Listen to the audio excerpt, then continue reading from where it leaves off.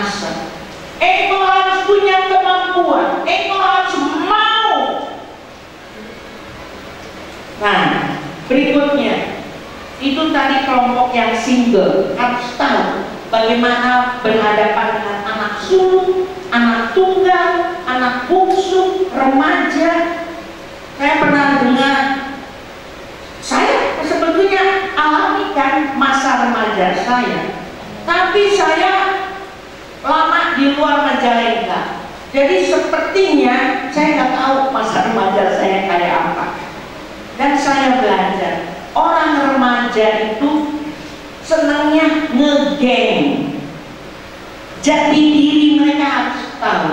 Jadi jangan heran di masa itu bisa jadi baik-baik di kampus, baik-baik di depan orang tua. Di luar dia ngegeng. Kalau dia nggak punya teman, maka temannya merokok dia ikut coba.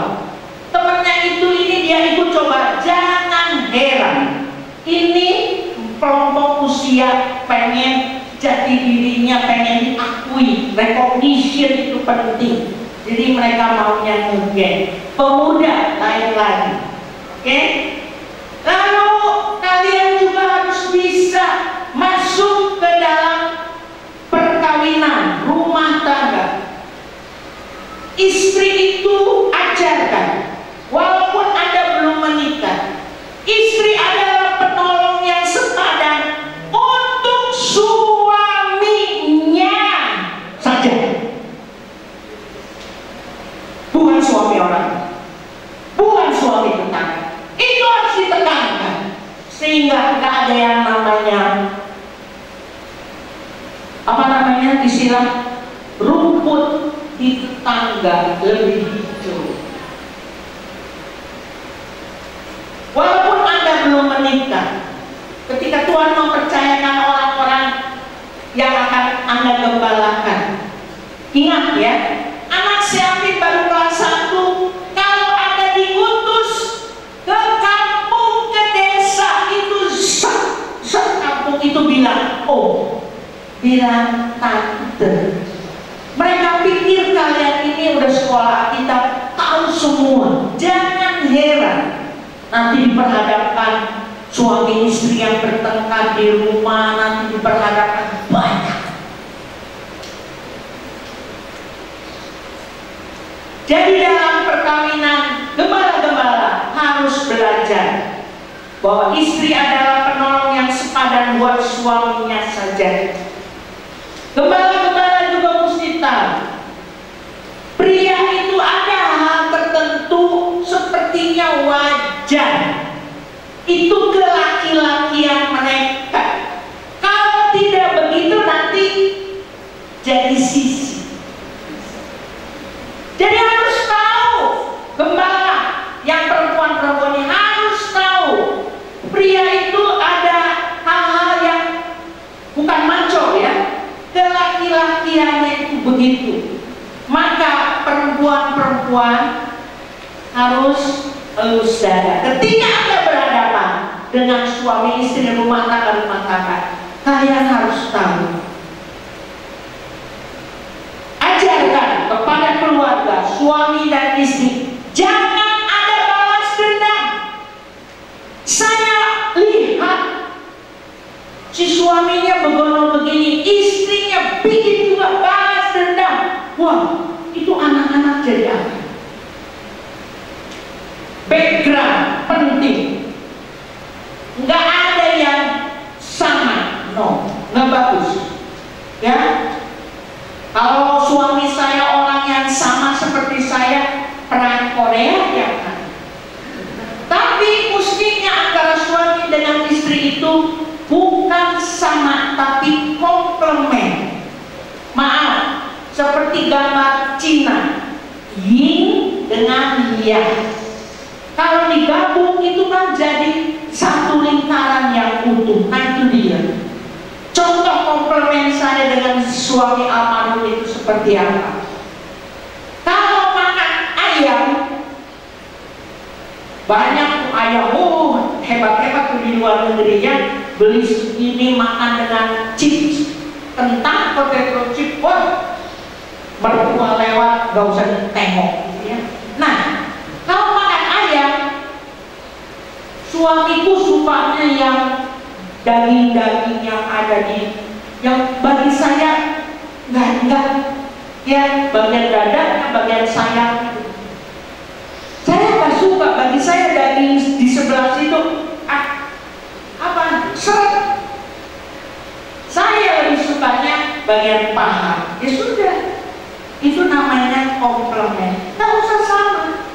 Kalau sama, ya kami kalau beli, ya itu aja terus sama. Tapi kalau kami beli satu ayam utuh, ya itu lagi. Itu komplement namanya. Background, ketika suami istri beda-beda, kalian gembala-gembala mesti tahu dirimu juga dari mana asalnya, background orang tuamu, di bidang sosial, pendidikan, status, kekayaan, kesehatan, habit, dan habitat. Itu harus tahu. Dan berikutnya dalam perkawinan, ada yang gembala-gembala mesti juga tahu future dari domba-domba yang kau asing, asuh dan asai. Orang dua beda-beda future dijadiin satu. Nah, itu Anda harus mengerti bagaimana. Saya yakin, karena saya yakin sudah berusia 51 tahun begini. Kalian tahu, ketika saya angkatan pertama mulai, maaf, keluaran LP Banjar, Lembaga Pemasyarakatan Banjar. Saya sebut kemarin di puncak. Blue collar, tetapi mereka keluaran mati yang white collar, bukan mencuri ayam, mencuri bebek, tapi mereka mencuri mobil. Bapak Ibu saudara sekalian, nah dari situ mereka masuk ke CAP yang kita sering sebut bengkel, dan dari sini oke. Dan saya berperkara dengan Tuhan, kok nggak ada yang bagus, semuanya amburadul masuk CAP. Tuhan sudah jawab, saya tidak perlu cerita. Jadi sehingga kalian yang merasa dirimu masuk ke sini kudus tanpa ada sedikit pun tato, kalian tidak pernah merasakan merokok sebatang pun, kalian tidak pernah rasain minum apa itu, maaf, apalagi kalian tidak pernah tahu berurusan dengan promiscuity, pervert, ya, urusan seks. Jangan coba-coba kalian mau coba di sini. No. Ketika Anda dari luar udah mulus masuk ke sini, Anda tengok kiri kanan teman-temanmu yang sedang diproses untuk diubahkan Tuhan, Anda harus tetap jangan coba-coba. Saya pernah berperkara sama Tuhan. Saya bilang, Tuhan, saya ini dari kecil udah sekolah minggu dan sebagainya. Sebelum Injil masuk Majalengka, aku sudah kenal Yesus dari Katolik di Bandung. Saya di asrama dan sekolah Katolik, di situ saya mengenal Yesus. Terus saya bilang begini, nggak enak. Ada saatnya saya merasa nggak enak, baik-baik kayak saya. Jadi saya bilang, aku mau coba jadi orang seperti mereka kayak apa. Bergumul saya beberapa hari, sampai sekali waktu baru Roh Kudus ngomong begini, Elena, kamu mau nggak jadi tukang beca supaya kamu bisa menginjili tukang beca? Tidak. Elena, kamu mau masuk ke Kampung Pink di Bandung namanya Jalan Saritem, di Surabaya namanya Doli, segalanya pink,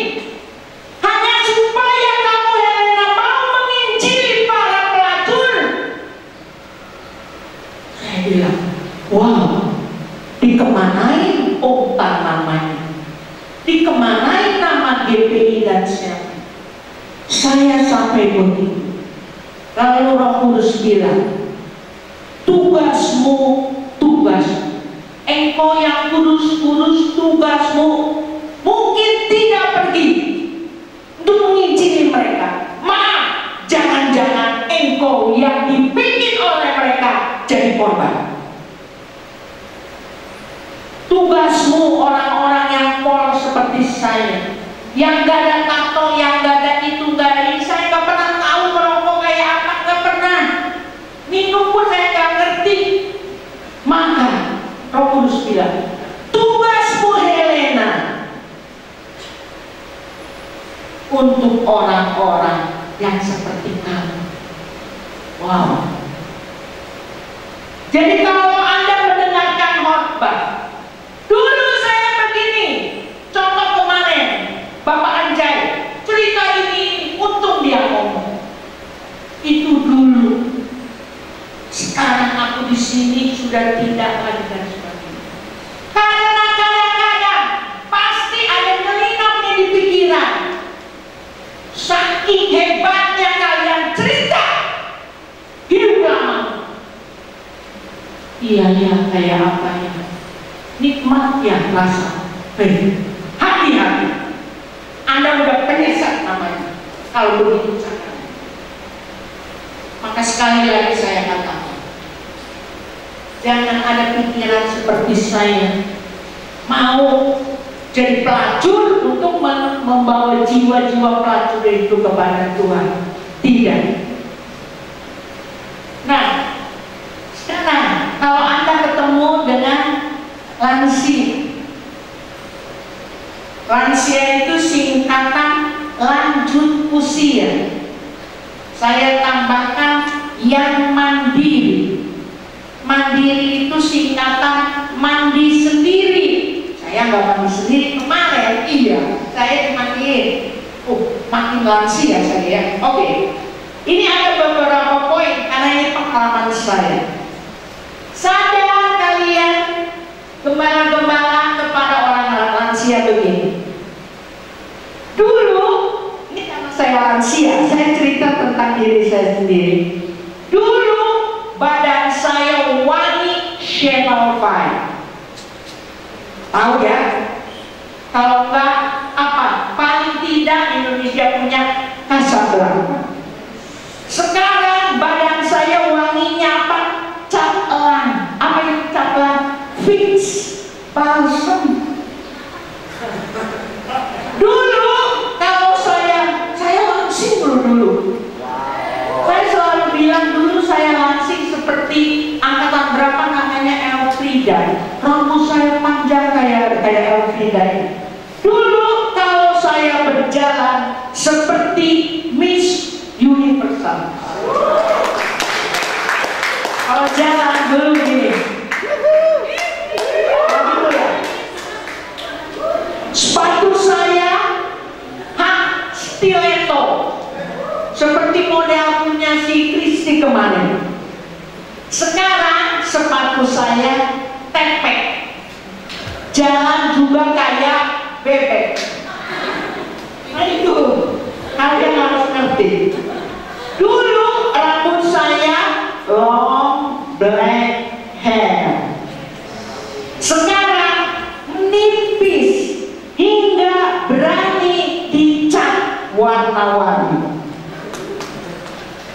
Dulu saya dengan bangga menggandeng suami saya tinggal di dunia Siantarmen. Sekarang pelan-pelan aku jalan, mesti pegangan siapa aja supaya jangan jatuh. Ya, urusan makan minum pakaian tidur, wah udah berubah. Namun demikian,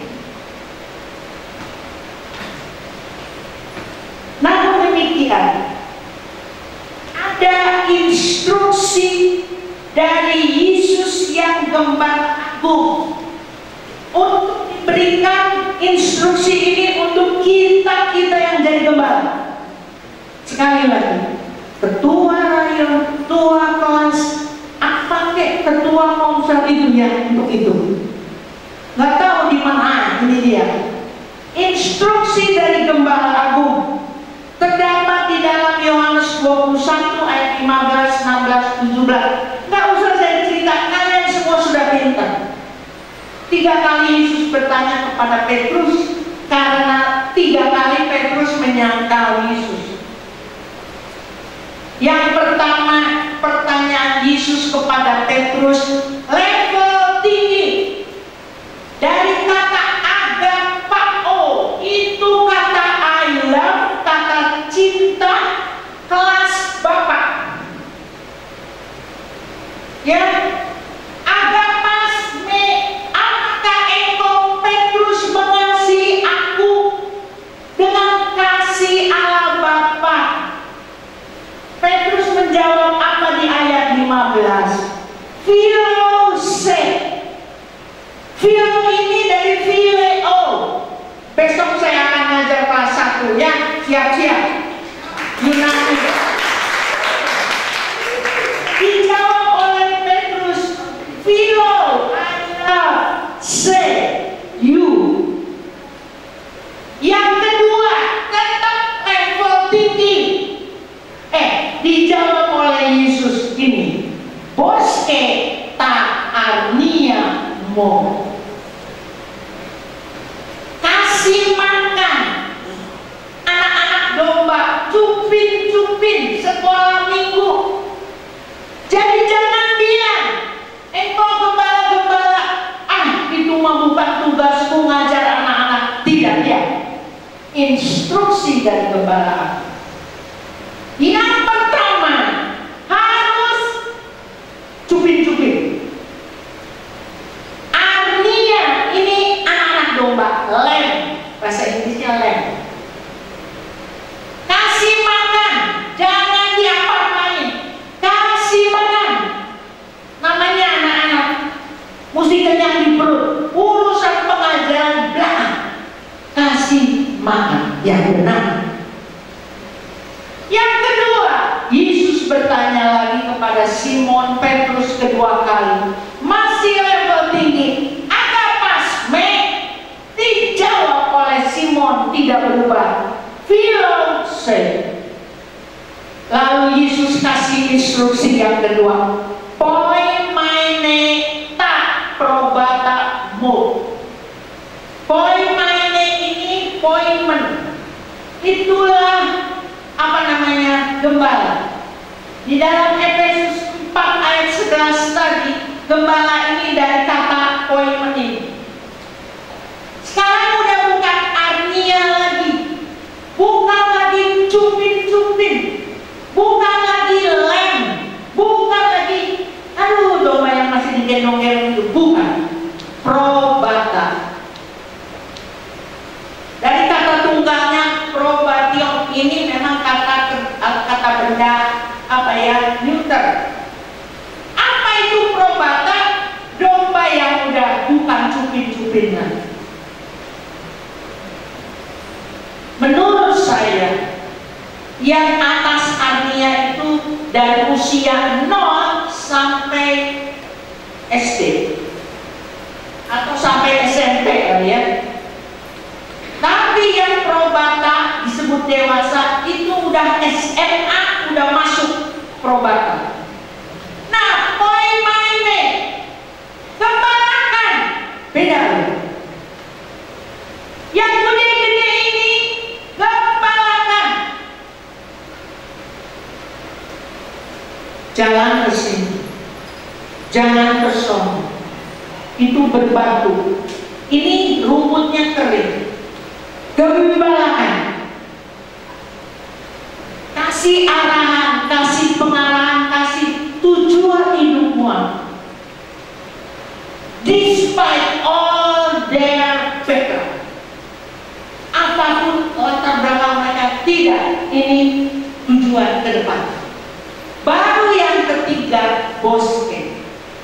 Probata yang dewasa-dewasa tadi.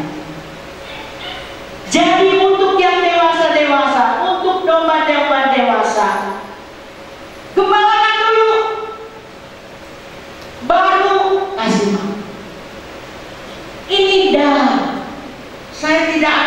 panjang lebarkan di sini. Tapi ingat, ini saya tulis instruksi dari Yesus kepada sampai saat itu. Karena ketiga kalinya Yesus bertanya kepada Simon Petrus, tidak lagi dengan level ilahi yang tinggi. Dia turunkan dirinya seperti Petrus. Tidak lagi bertanya agapas, tidak. Dia turun.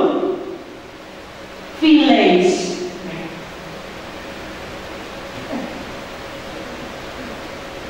Sering kita juga begitu ya. Kalau Tuhan datangnya wow, oke. Sering kali kita awesome, wow. Bahkan ketika kita terpuruk dalam jurang yang terdalam, kita harus melihat Allah kita datang menyelamatkan yang awesome, supaya engkau cepat bertobat, supaya engkau tahu dunia tidak seperti yang satu ini. Kemarin engkau sudah dicoba oleh germo, oleh siapa bos-bos dunia sana, dan tidak bisa.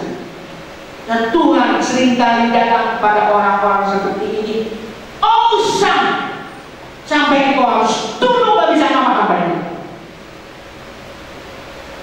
Agak pasme, gak kena. Tuhan harus turunkan. Dia harus turun ngomong dengan bahasa Simon yang baru menyangkal Yesus. Phileis me. Itu phileo, itu bahasa apa ya? Kekeluargaan. Dari philos. Philos itu brother. Jadi bahasa mengasihi yang kekeluargaan, yang brotherly love. Yesus harus ngomong begitu.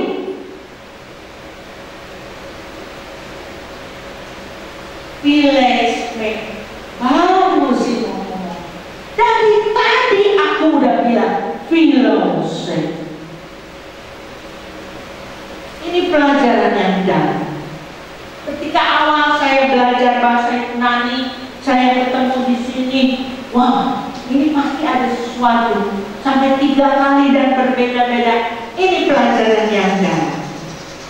Baik kalau begitu. Berikutnya. Oh, nggak ada ya? Oke. Sekarang saya cerita tentang papa saya yang disebut dengan nama Om Tan. Dia punya moto setia sampai akhir. Dia boleh dibilang dari 5 jawatan Efesus 4 ayat 11 ini, Om Tan 5-5-nya. Om Tan seorang rasul karena dia merintis 7 sidang mula-mula di Majalengka. Tanya saya besok-besok mana-mana aja. Om Tan adalah seorang nabi. Dia selalu bernubuat untuk anak-anak seyakin yang udah kata orang hampir 2000. Yang sekarang ada di seantero Nusantara dan dunia. Om Tan juga adalah seorang penginjil. Dia menginjil ke kelompok Tionghoa, ke kaum pebisnis karena dia orang bisnis, dan juga ke teman-temannya sepermainan di olahraga. Om Tan dulu pemain sepak bola andalan di kota Majalengka, sampai lupa di sininya ya.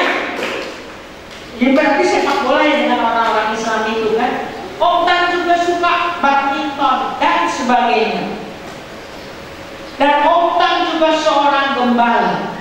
Karena dia rasul, dia membuka 7 sidang. Om Tan yang gembalakan ke 7 sidang ini. Bayangin, 1 minggu ada 7 hari. Maka Om Tan menggembalakan 7 sidang mula-mula ini, ya dari Senin sampai Minggu.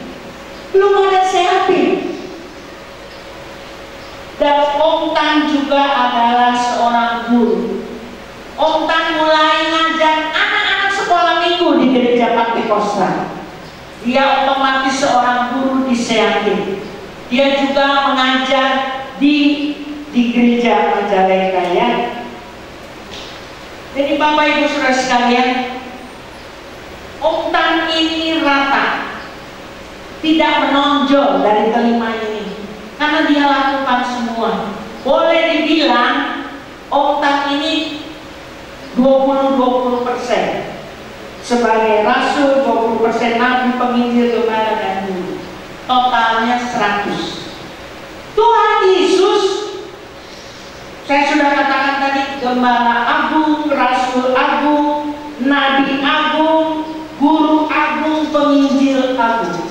Maka Tuhan Yesus nilainya untuk Efesus 4 ayat 11 tadi 500. Karena Yesus sebagai rasul 100%, nabi ya 100%, 100% dan sebagainya. Kalian yang mana? Saya setelah ikutin berbagai, ini ada questionnaire yang begini-begini aja, ternyata bisa berubah. Ketika saya masih single, saya ikutin questionnaire ini yang menonjol.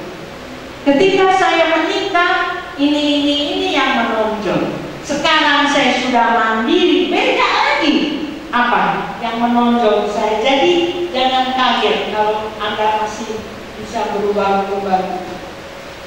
Nah, tadi saya katakan, saya bukan gembala sebuah gereja atau sebuah sidang jemaat, tetapi saya gembala Seapin. Maka saya adalah pemimpin rohani yang harus berintegritas. Apa di mulut, apa di kata. Maka saya akan sebutkan perkara-perkara yang saya temui baru-baru ini. Kalau tersinggung, tandanya Anda hidup. Ini pohon beneran. Kalau ada daun yang kering, wajar, tandanya hidup. Tapi mana itu? Ini, yang ini nggak pernah kuning, nggak pernah layu, tandanya plastik. Jadi kalau Anda tersinggung, bagus, tandanya Anda hidup. Dengar baik-baik. Ini yang saya temui ya. Suatu waktu Bitston pagi di lapangan upacara, seorang siswi duduk di karton bekas dus, lipat 2. Seniornya datang, mau ikutan duduk. Maka siswi ini menggelar dusnya lebih lebar, mempersilahkan senior duduk dengan dia. Seniornya melipat duduk. Ngerti yang dia maksud? Lebih hangat, lebih empuk. Padahal dia datang dan si siswi ini mau menggelar. Jadi sama-sama lah. Itu tandanya apa? Seniornya ego. Berikutnya,